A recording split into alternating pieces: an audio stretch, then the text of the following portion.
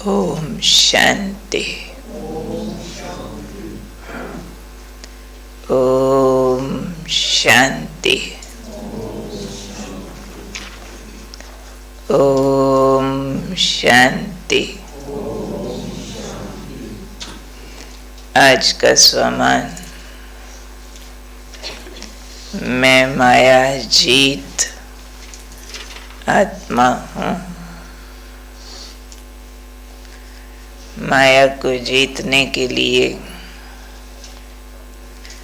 Double तरीके से वार करना। वो डबल तरीका कौन सा है, वो आज बाबा ने समझाया। वो है याद और सेवा। कभी बाबा इसको डबल लॉक भी कहते हैं। कीमती चीजों को दो तालों में रखा जाता है।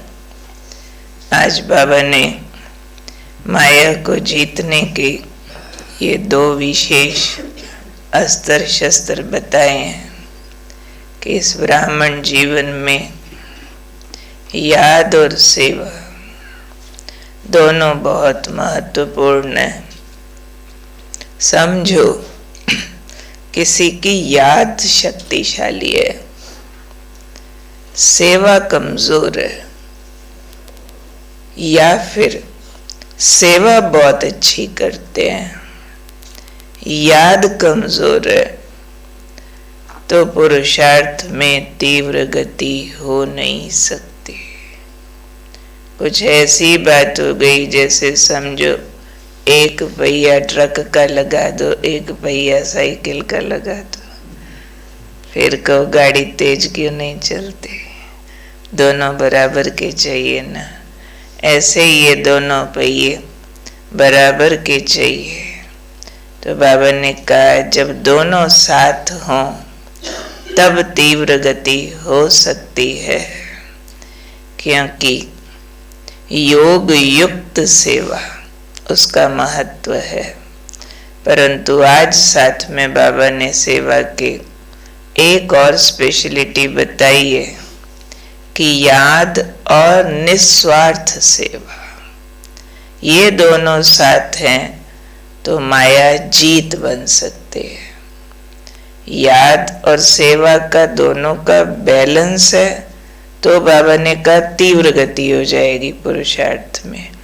परंतु सेवा में अगर एक स्पेशलिटी और डाल दी, 100% सेल्फलेस, सिर्फ देना देना देना, अपनी कोई भी स्थूल सूक्ष्म कामना, स्वार्थ, विकार, कमजोरी उसमें ना बचे, तब कहेंगे ये निस्वार्थ सेवा है।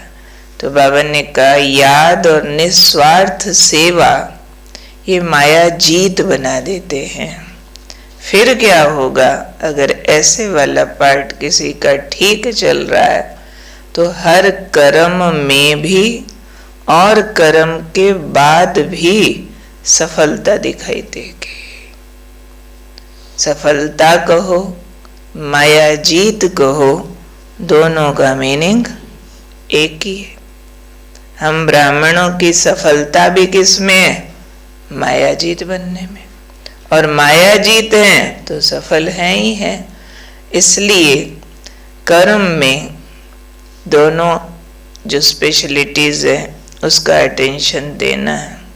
जिसको बाबा अक्सर कहा करते, कोई भी सेवा करो लेकिन योग युक्त होकर करो। वाचा सेवा कर रहे हैं तो वाणी से ज्ञान दान करो, मनसा से शक्तियों का दान करो, तो दोनों साथ हो गया ना। अगर स्थूल में इंद्रियों से कर्मणा सेवा कर रहे हैं तो साथ में मनसा से वायुमंडल बनाने की सेवा करो, तो दोनों हो जाएगा, याद भी और सेवा भी। तो दोनों साथ चाहिए। एक अकेला, अगर अकेले योगी बन गए हम, वो तो सन्यासी पहले ही है दुनिया में। फिर तो जंगल का निर्माण होगा, फिर देवलोक नहीं बन सकता है, क्योंकि देवता बनने के लिए दिव्य गुण चाहिए, और दिव्य गुणों की जो अभिव्यक्ति है वो सिर्फ कर्म में होती है। और अपने यहाँ हम कर्म को सेवा ही कहते हैं। हम लोग कर्मचारी नहीं है, हम लोग कर्म योगी है। हमारा हर कर्म सेवा है। हम काम नहीं करते हैं, कोई भी बाबा के बच्चे काम नहीं करते, जो भी करते हैं सेवा करते हैं। बाबा ने बहुत बार समझाया हुआ, अगर आपके लौकिक कार्यों में भी स्मृतियां ठीक है, स्थितियां ठीक है, तो वो सेवा में शामिल हो जाएगा। इसलिए कोई अपने लौकिक कर्म बंधनों का हवाला देकर ये नहीं कह सकते जी हम सेवा कैसे करें। बाबा ने विधि सिखाई हुई है, लौकिक को अलौकिक बना दो, उनको भी आत्मा समझ, बाबा का बच्चा समझ, संबंध के भान से निकल, स्वार्थ से निकल, आत्मा उन्नति का ख्याल करें सबके, और श्रीमत प्रमाण लौकिक कार्य व्यवहार करें, तो क्यों नहीं वो सेवा की लिस्ट में जाएगा। इसलिए बाबा ने कोई बच्चे के साथ पार्शलिटी नहीं की है। नहीं तो प्रवृत्ति वाले कहेंगे लो हम कैसे संपूर्ण बनेंगे, ये तो जिन्होंने घर छोड़ दिया सेंटर पे आ गए तो सारी अपॉर्चुनिटी तो उनके लिए। नहीं, चाहे सेंटर पे आए चाहे घर में, दोनों के लिए चैलेंजेस भी बराबर है, अपोजिशन फोर्स भी बराबर है और अपॉर्चुनिटीज भी बराबर है। युद्ध में दोनों है, तरीका अलग अलग है। इसलिए हम बाबा की शिक्षाओं की गुह्य गति को समझें कि ओवरऑल टारगेट है हमारा माया को जीत लेना, वही हमारी सफलता है। और उस टारगेट को अचीव करने के लिए कर्म में योग, योग में कर्म दोनों चाहिए। और कर्म का लक्ष्य केवल और केवल और केवल सेवा होना चाहिए। सेवा माना सर्वे भवन्तु सुखिनः, हर आत्मा का कल्याण हो जाए, विश्व परिवर्तन हो जाए, आत्मा का कल्याण, उसमें दैहिक भावनाएं माइनस हो जाए। आज बाबा ने कहा कौन सी सेवा माया जीत बनाएगी? निस्वार्थ सेवा। क्योंकि सेवा में सब तरह के माया के दरवाजे खुले होते हैं। आगे पीछे सिर्फ कोई ज्ञान योग की पढ़ाई पढ़ पढ़ के जाता रहे, कहेगा बहुत प्रोग्रेस हो गई। जब संगठन में सेवा के लिए उसको डाल दो तो सब चांस आ जाएंगे, मान शान के भी, टकराव के भी, संस्कारों के भी, बिखराव के भी। तो फिर बाबा ने ऐसा क्यों किया? क्योंकि वास्तव में सेवा बाबा करता, हम तो सिर्फ मुंह दिखाते हैं।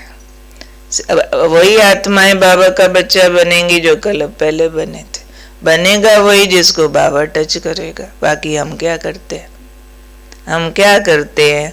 हम युद्ध के मैदान में खड़े होते हैं कि इस सारे वैरायटी के अंदर भी हम कितना स्टेबल, बैलेंस्ड और संस्कार मिला करके चल सकते हैं। जानबूझ के बाबा ने हमें ये सेवा का खिलौना दिया है कि देखें योग युक्त होके इस खेल में जीत सकते हैं कि नहीं। हमने सुनाया हुआ है पहले भी, गुलजार दादी की एक बात शिवानी दीदी ने सुनाई थी। कहते हम 3 जने दादी के सामने थे मुंबई में, बनारसी भाई, प्रताप भाई और शिवानी बहन। तीनों दादी से मिलने गए थे जब दादी गामदेवी में थे। तो दादी ने तीनों का हालचाल पूछा।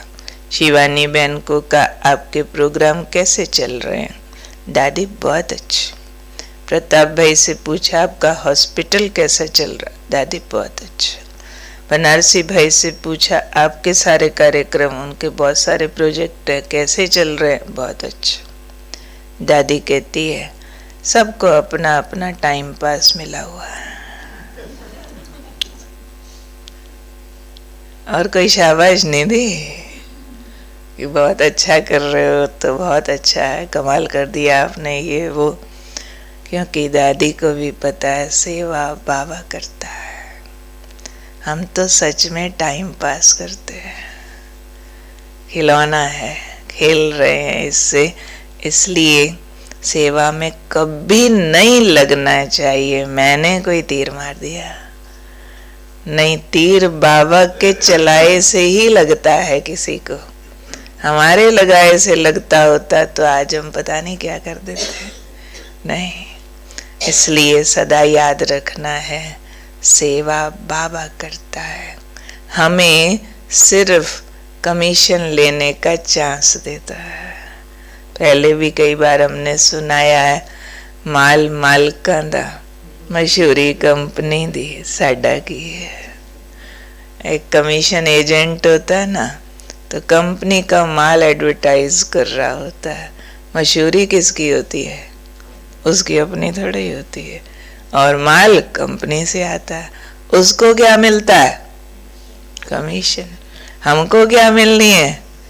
माल ऊपर से आ रहा है, उस मालिक का है। हम क्या कर रहे हैं? सिर्फ डिलीवर कर रहे हैं, डिलीवरी बॉयज। और फिर हमारी डिलीवरी की भी पेमेंट हमको कमीशन कब मिलेगी? जब सरेंडर करेंगे कि मैंने कुछ नहीं किया। जितना ये एक्सेप्ट करते जाएंगे कि मैंने कुछ नहीं किया, उतनी कमीशन बढ़ती जाएगी। और जितना उसमें आ गया मैंने ये किया, मैंने वो किया, उतना कमीशन भी कटती जाएगी और ही पेनल्टी पड़ती जाएगी। कोई कंपनी का माल लाके अपने नाम का ठप्पा लगा के देना शुरू कर दे, जब पकड़ा जाएगा तो क्या होगा? तो ऐसे ही माल तो उधर से आ रहा, मैं कहूँ ज्ञान मैंने सुनाया, भाई मैं कहाँ से लाई थी? उधर से आ रहा है, दे रहे हैं बस। तो इसलिए निस्वार्थ सेवा।